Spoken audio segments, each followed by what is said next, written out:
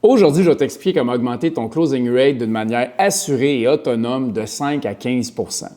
Donc, essentiellement, dans les dernières années, je me suis spécialisé à aider des gens qui ont beaucoup d'expérience dans les ventes, donc 5 ans, 10 ans, 15 ans d'expérience dans les ventes, à augmenter leur closing rate toujours de 5 à 15 %. J'ai un processus assez clair pour y arriver, puis c'est ça que je vais t'expliquer aujourd'hui parce que c'est vraiment possible si tu es dans cette zone-là actuellement où est-ce que ton closing rate ne semble pas bouger malgré les efforts que tu mets à essayer de l'augmenter avec peut-être des coachings de vente, avec des nouvelles questions, des nouvelles approches, puis que tu essaies de tout mettre ça en place, puis tu n'as pas nécessairement les résultats escomptés. Je vais t'expliquer comment y arriver, puis si tu mets ça en place, je te garantis que tu vas être capable d'aller chercher un 5 à 15 % minimum. Je te le cacherai pas, il y a du monde qui ont des fois doublé, même triplé leur closing rate avec ça, mais si on y va vraiment safe, d'une manière générale, 5 à 15 %, on est sûr d'être dedans si tu le fais vraiment bien. Donc, comment est-ce que j'arrivais à faire ça? Essentiellement, tout part de la compréhension d'un closing rate. Donc, la majorité des vendeurs ont une perception erronée de c'est quoi un closing rate, donc comment le lire. Et je vous explique.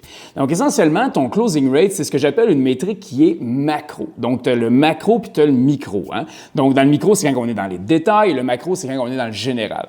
Donc, essentiellement, un closing rate, ça sert à qui? Ça sert à ton directeur des ventes, ton VP des ventes ou même le CEO, dépendamment le size de la compagnie, mais ça sert au leadership team, au management, à savoir est-ce que tu es vraiment profitable pour l'organisation. Donc, essentiellement, si j'ai un closer à 30 % un autre à 40 % puis un autre à 5 % bien, il y en a qui sont plus profitables pour l'organisation et donc, ça me permet d'évaluer mes vendeurs puis leur performance réelle, tout simplement. Mais c'est une métrique qui est macro. On n'est vraiment pas dans le détail ici. Donc maintenant, ça c'est pour la vue du manager. Puis la réalité, c'est que nous, on travaille avec ça. On essaye de passer peut-être de 30 à 35, de 30 à 32 %. Donc on essaie d'augmenter cette métrique-là qui est macro. Mais aujourd'hui, je vais t'apporter la perspective que ce que tu veux faire, c'est augmenter ta métrique dans le micro. Et c'est comme ça que tu vas faire augmenter ta métrique dans le macro. Parce que si on ne regarde pas la métrique macro, mais on la regarde maintenant micro, il faut que tu comprennes quelque chose. Dans le domaine des ventes, puis probablement que tu sais déjà ça, il y a plusieurs types de clients, il y a plusieurs profils de gens. J'appelle ça des archétypes, mais il y a plusieurs types à travers ça. Puis là, on ne va pas rentrer dans tous les archétypes et toute la patente, comment que ça fonctionne, mais on le sait que c'est pas tout le monde qui est pareil. Il y a plusieurs types, donc que ce soit des allées verts, des VT2, des froids et résistants, des logiques rationnelles, des rouges, des directifs. Donc, il y a plusieurs types de gens. Et la réalité à travers ça, c'est que tu n'es pas excellent avec tout le monde de la même manière. Il y a des gens avec qui tu es vraiment meilleur, puis il y a des gens avec qui tu es vraiment moins bon, voire extrêmement nul dedans.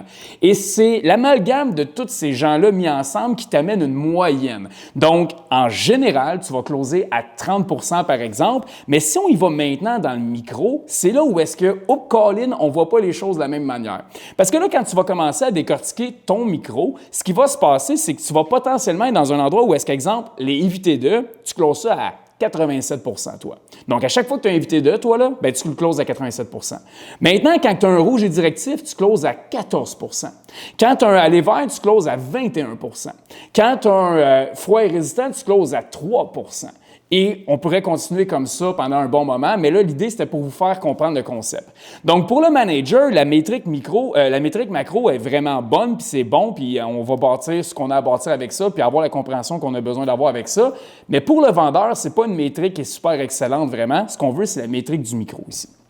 Et donc, le problème maintenant, ce que tu as probablement déjà essayé de mettre en place dans le passé, c'est que tu as essayé d'améliorer ta métrique au niveau du macro.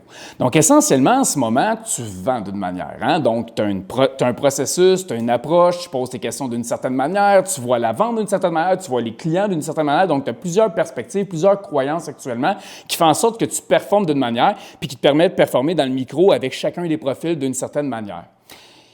Et le problème, c'est que quand tu essaies d'augmenter le closing rate, donc ton taux de closing, quand tu essaies de faire ça réellement activement avec des nouvelles approches, tout ça, bien là, il faut que tu le comprennes. Mais pourquoi est-ce que ton closing rate, souvent, il va plutôt diminuer qu'augmenter? C'est pas juste que tu perds tes repères. C'est que la réalité avec ça, c'est que toi, exemple, dans l'écosystème que j'ai dit tantôt, tu closes les IVT2, exemple, à 87 % bien là, tu vas changer ton approche qui fonctionne dans 87 % du temps avec ces clients-là. Tu vas commencer à venir modifier certaines petites choses à l'intérieur. Une question, une approche, tu vas faire telle étape avant telle étape, peu importe ce que tu vas essayer.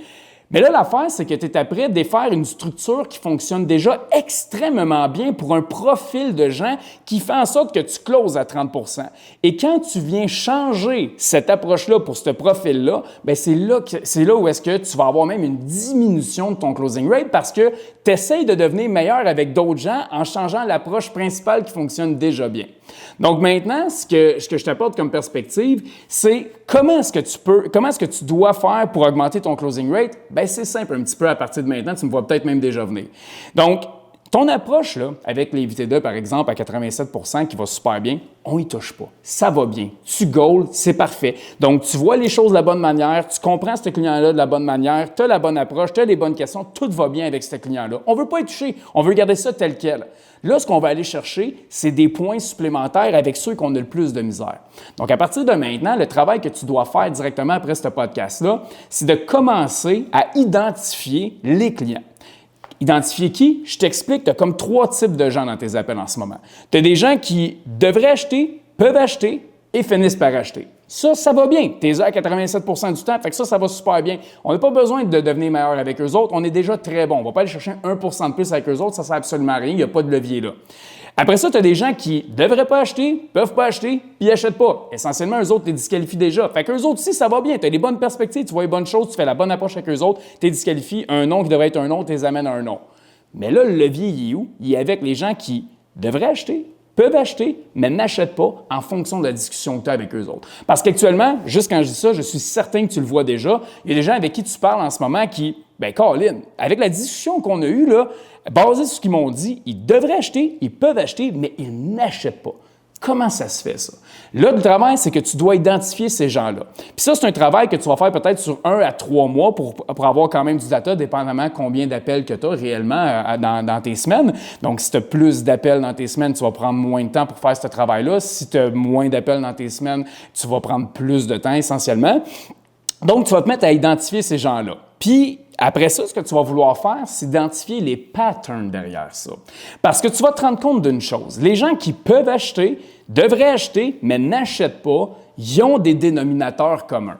Puis c'est ces dénominateurs communs-là qu'on va venir travailler dessus pour la suite des choses. Donc là, tu vas les identifier en premier temps.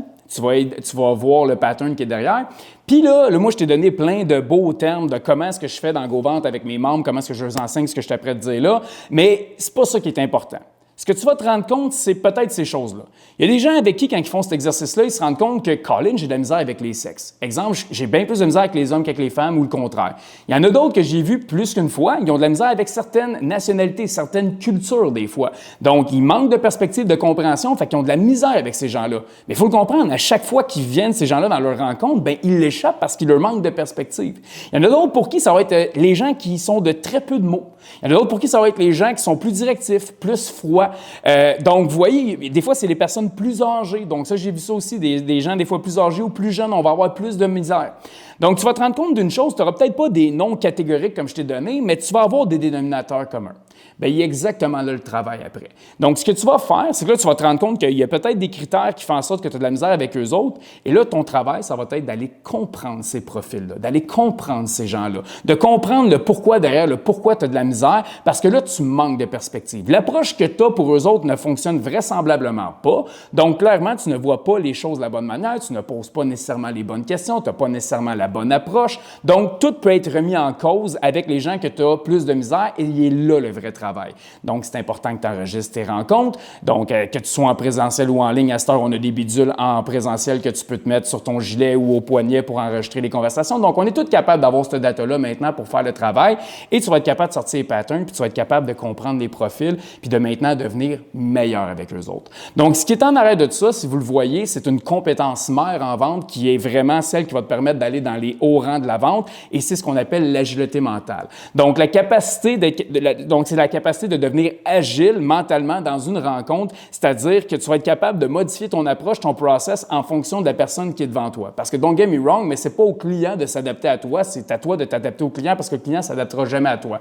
Puis toi, tu as bien beau avoir un process qui fonctionne bien avec 87 % des gens, Si tu veux vraiment augmenter ton closing rate, il va falloir que tu deviennes vraiment bon avec ceux que tu as beaucoup plus de misère en ce moment. Puis c'est ça qui va faire que tu vas augmenter ton closing rate de 5 à 15 et même peut-être plus que ça. Donc, il est là le travail que tu dois faire et il est dans cette compréhension, dans ces profils-là que tu dois aller chercher maintenant.